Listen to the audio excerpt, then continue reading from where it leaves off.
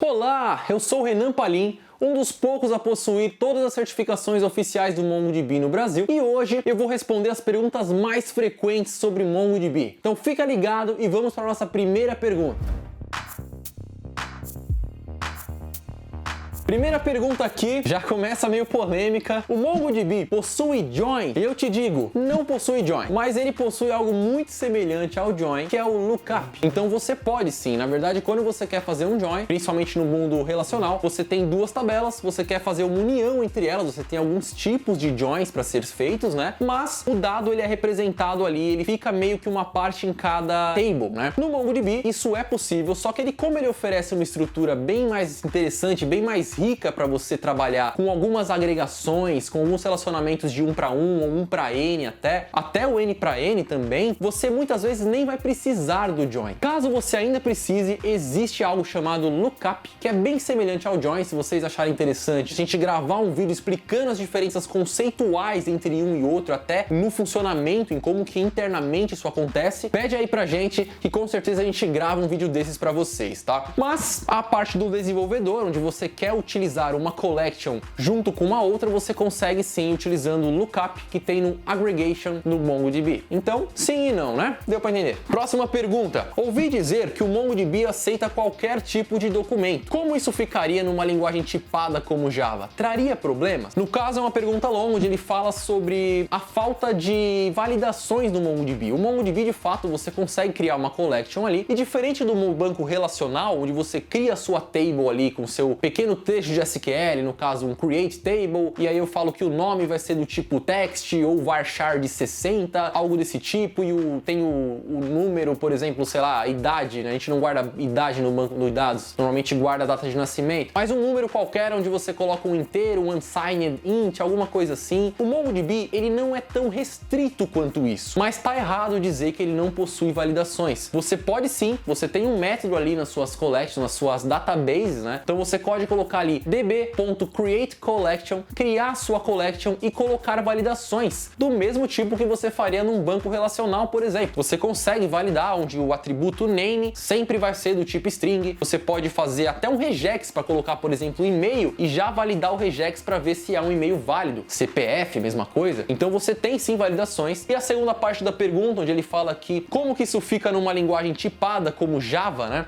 O MongoDB, ele pode ser utilizado em diversas linguagens, obviamente, e fica realmente, às vezes é estranho logo de cara, você fala, putz, mas como que eu vou fazer isso? Se o MongoDB, ele não vai ter a tipagem, a gente já viu que ele pode ter sim, embora muitas vezes ele é utilizado sem mesmo, e você tem a linguagem que está tipada. Não tem problema, se você está utilizando um ORM e você está mapeando os dados corretamente, os dados vão ficar corretos porque a sua aplicação vai garantir isso. Mas funciona muito bem também em linguagens fracamente tipadas ali, ou menos tipadas do que o Java, colocaremos assim, como o JavaScript e o Python. Então ele funciona muito bem, pode ficar tranquilo, você não vai ter nenhum problema ali, não vai ter uma incompatibilidade por conta dos tipos, não. Eles vão trabalhar muito bem juntos. Vamos para a próxima pergunta, então. O MongoDB trabalha com quais linguagens de programação? A gente acabou de comentar algo sobre isso, né? Basicamente, todas as linguagens, não interessa muito. Você pode encontrar ali no site do MongoDB drivers oficiais de diversas linguagens, tá? Você consegue achar isso, então você tem pro Python, você tem o PyMongo, pro Node.js você tem o driver oficial que é só do Mongo, tem o Mongoose, você sempre tem algum outro framework que também é implementado, tá? Então em diversas linguagens você possui sim drivers oficiais que basicamente vão cuidar da comunicação ali com o seu MongoDB. Fica tranquilo, basicamente você vai utilizar a linguagem que você quiser, desde que ela seja suportada ali, que exista algum driver, tá? Claro, desenvolver um driver não é a coisa mais simples do mundo, mas em teoria não existe nenhuma restrição de linguagens, uma vez que a comunicação não é feita no mesmo serviço, né? Você tem um serviço para sua programação e o serviço do MongoDB. Então o que eles estão se comunicando ali independem de linguagem, tá? A questão é, escolha uma linguagem que possui um driver para o MongoDB e você vai ficar um pouco mais feliz, você não vai ter que desenvolver nada além disso, né? Próxima pergunta que o pessoal manda, essa é legal, onde eles falam do ACID.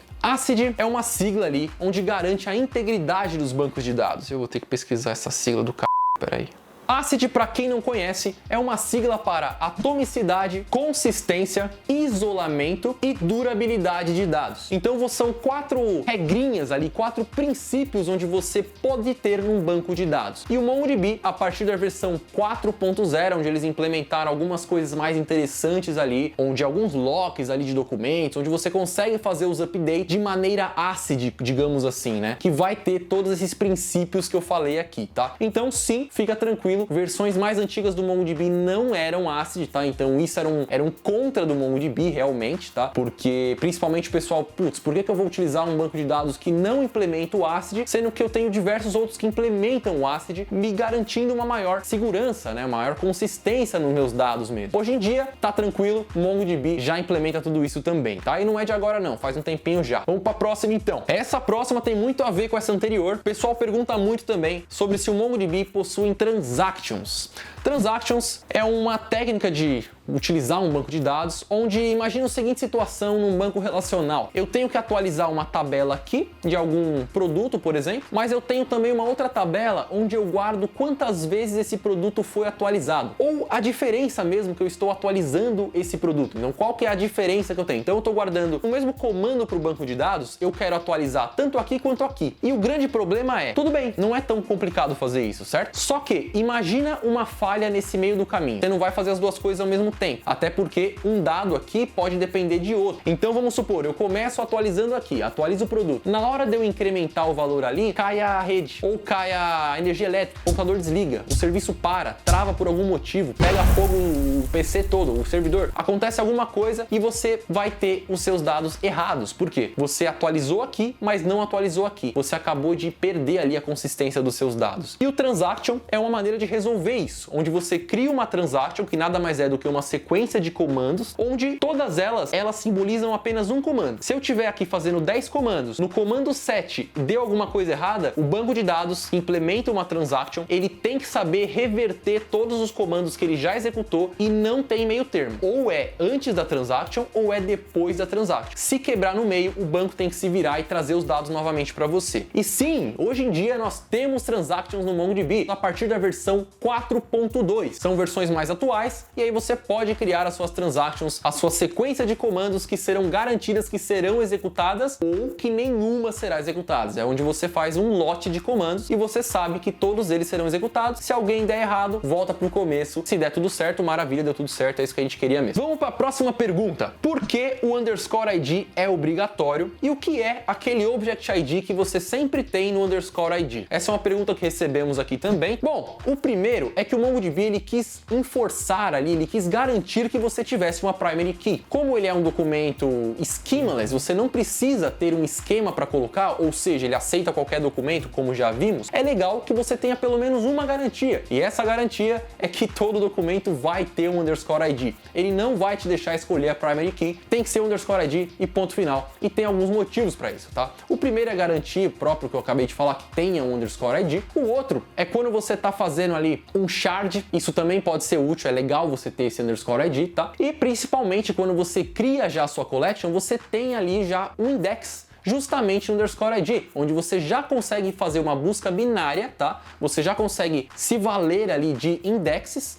para você fazer as buscas dos seus dados, desde que sejam com underscore ID. E o que ele fala também sobre o Object ID, que é um valor comumente encontrado ali no underscore ID, ele é um hash que ele é dividido em algumas coisinhas diferentes, ele tem algumas informações legais ali, como às vezes tem o servidor que vem, tem um timestamp ali, então você consegue saber quando que esse documento foi criado, ainda que não tenha outro campo, ainda que tenha só o Object ID, tá? Só que não é verdade de que ele obrigatoriamente tenha que ter o Object ID. O Object ID, ele não precisa ser a primary key, você pode colocar o que você quiser no underscore ID. E aí, a gente entra aqui na versão, no motivo principal do underscore ID. Como que você diferencia num banco de dados que não tem um esquema definido, como que você diferencia se um documento é diferente ou igual ao outro? Se eu tivesse assim, aqui eu tenho nome, telefone e CPF, aqui eu tenho descrição, título e número de páginas, como que eu vou comparar esses dois documentos, tá? Então você precisa ter o underscore ID, que seria o valor em comum, independente do tipo de dado que você está trabalhando. Então você precisa disso porque o MongoDB, ele vai diferenciar os seus dados através justamente dessa propriedade underscore ID, tá? E você pode colocar o que você quiser no underscore ID, não precisa colocar o object ID. Caso você insira um documento sem especificar explicitamente o underscore ID, aí sim, o MongoDB vai criar para você ali, quem faz isso vai ser o driver, na verdade, ou o shell, ele vai criar o object ID, colocar no underscore ID para garantir que você tenha um valor único ali. E o que você não pode fazer é repetir o underscore ID. Quer colocar string, coloca, quer colocar número, coloca, quer colocar até um objeto com 2 ou 3 chaves também, a gente chama de chave composta, você pode fazer isso. Então,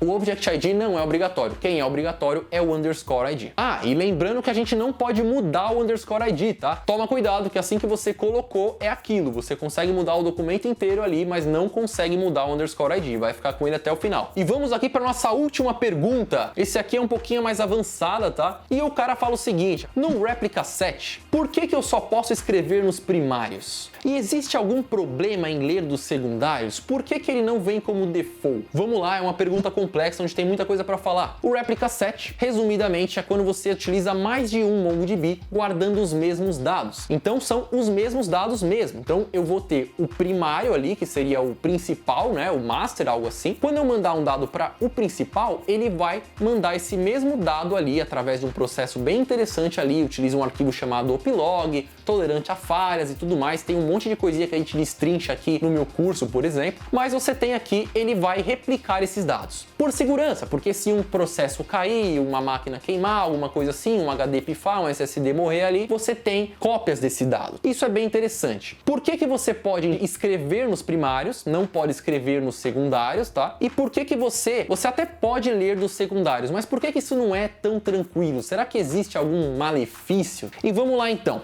Por que você só pode escrever nos primários? Porque se você tem 3 nodes e tá liberado geral, todo mundo pode escrever. Tem uma aplicação escrevendo no primeiro, uma aplicação no segundo e outra no terceiro. Como que você vai garantir se eu mandar 2 documentos ao mesmo tempo ali, no mesmo intervalo pequeno, não tô falando exatamente no mesmo milissegundo, mas no mesmo intervalo de tempo onde um ainda não conversou com o outro, onde ele não falou, ó, recebi um dado aqui, ó, copia aqui para você também. Aí o outro vai falar, putz, mas eu recebi um dado com o mesmo underscore ID e agora? Qual que vai ficar? Então esse que é o problema. Você pode ter dados duplicados ali, sem querer, e você não pode fazer isso, não teria como armazenar essas informações, certo? Então, o MongoDB fechou e falou, ó, só escreve no primário, mas pode ler dos secundários. Quais que seriam os problemas, então, de eu ler nos secundários? Vamos falar, então, de qual que seriam os benefícios. Vamos supor que eu tenho uma aplicação onde ela roda no mundo inteiro. No mundo inteiro. Tem gente da Ásia acessando, gente da Antártida acessando, gente do Alasca, gente do Brasil, gente da Europa, da Rússia. Eu poderia, então, ter um replica set onde eu tenho um node em cada um deles. Lembrando que a gente dá o exemplo aqui com 3, não precisa ser apenas 3. Você pode ter um replica set com mais nodes, não tem problema nenhum. Imagina então você falar, pô, então eu quero que o pessoal da Rússia só leia do secundário que tá na Rússia e o primário tá, por exemplo, na África. Não tem problema nenhum, você pode escolher o que você quiser. Só que todo mundo vai ter que escrever dali, então seria mais inteligente você escolher uma região que tenha mais escritas ou mais usuários, né? Para eles já lerem do primário também. O que acontece é o mesmo delay que a gente falou ali do antes. O mesmo motivo que você não pode escrever no secundário é o problema que você pode ter em ler do secundário. Imagina o seguinte, eu inseri um dado aqui, vamos falar de um produto. Eu inseri ali um produto, um celular que custa R$1.000, num primário que está no Brasil. E isso aqui, ele vai refletir em todos os outros nodes no redor do mundo que a gente comentou. Então tá ali na América, na Antártida, na Ásia, na Oceania, em todo lugar. Ok, esse dado foi duplicado. Se alguém lê do node da Rússia, ele vai pegar o mesmo dado, tá tranquilo. É o mesmo dado de fato, está duplicado. Exatamente. Só que eu vou aqui e coloco uma promoção. Eu coloco, por exemplo, agora esse celular a R$950, não mais R$1.000. Existe um tempo até esse dado daqui, é bem rápido, obviamente, mas existe esse delay, tem que considerar essa latência, onde ele vai duplicar esses dados novamente e atualizar os outros nodes. Ele não vai mandar, isso é algo um pouco mais avançado estruturalmente, tá? Mas ele não vai mandar o dado de novo, ele vai mandar o update, ele vai mandar o que mudou do dado. Só que é possível que em algum momento o dado no Brasil, quem lê do primário vai ler 950 e quem lê na Rússia, porque o dado ainda não chegou lá, como foi praticamente no mesmo segundinho ali, no mesmo intervalo de 300 milissegundos, ele vai ver o dado antigo e vai pegar o celular por R$1.000. Então você vai acabar tendo esse prejuízo ali de atualização. Esse é o único problema que você tem ali em ler dos secundários, tá? Fora isso, é legal, você pode distribuir carga, você não tem só um processamento ali rolando, né? Se os seus dados não precisam ser tão atualizados dessa forma, é claro que a gente está falando de um intervalo de pequenos segundos ali ao redor do mundo. Mas, claro, depende da internet, problemas acontecem. Então, se você coloca para o MongoDB falando assim, olha, tudo bem, eu quero permitir que eu possa ler dos secundários, você tem que assumir o risco onde você pode ler uma versão desatualizada do dado. Então é por isso que você não está habilitado por default, por padrão. Você tem que ir lá e falar, ó, eu sei o que eu tô fazendo, eu quero ler dos secundários, aceito os riscos. Bom, e essas foram as perguntas enviadas aqui pra gente, pra mim, na verdade. Você pode mandar perguntas também no Instagram, mandar perguntas no meu curso, nos comentários, onde você quiser me encontrar, não tem problema, tem vários meios diferentes aqui. Se você curtiu esse formato, deixa um like aqui, avisa pra mim, fala eu gostei, que tal a parte 2, de repente a gente pode fazer alguma série disso daqui, de perguntas, não só de MongoDB, mas na tecnologia no geral, no desenvolvimento no geral. Então deixe seu comentário aqui, vai ser muito importante pra mim, eu leio todos. E é isso aí, grande abraço, espero que algumas das perguntas aqui você também tinha e agora não tem mais essas dúvidas, graças a esse vídeo. Maravilha, grande abraço. Densidade, consistência... ACID, para quem não sabe, é a sigla para atomicidade... Esqueci. E para quem não conhece, ACID é uma sigla para atomicidade, consistência... Filha da p...